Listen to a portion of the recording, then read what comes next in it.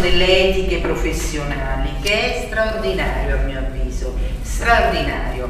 Perché? Perché effettivamente questo è stato a mio avviso uno dei grandi problemi. A un certo punto l'etica in senso generale, la morale che poteva guidare le nostre azioni è stata sostituita dalle deontologie professionali. Ciascuno aveva la sua, lui cita gli orafi, i panettieri, ma io vi potrei dire per esempio i giornalisti. Succedono queste cose strane, per esempio nel nostro paese, io sono molto dentro le questioni di comunicazione, succede che noi siamo pieni di codici, leggi che tutelano i minori. Avete visto quando compaiono i minori si dice solarizzare, c'è quella specie di confusione sul viso del minore perché per carità non si può mostrare il minore.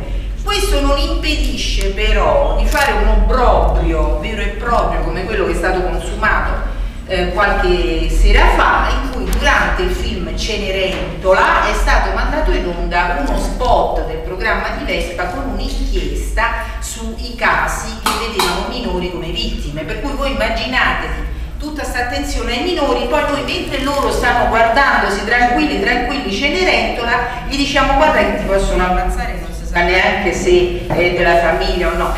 Cioè il nostro paese in questa moltiplicazione delle etiche vive in effetti un'assenza totale di etica. E chiudo e passo la parola a Nino con una domanda. Ecco, lui a un certo punto ci dice ci vuole una crescita di consapevolezza. Ecco, tu credi, Nino, e se sì, quali potrebbero essere le agenzie, le iniziative, i soggetti, la Chiesa oppure chi che in questa fase storica così confusa, così sparinata ci possono aiutare a riavviare un processo di consapevolezza?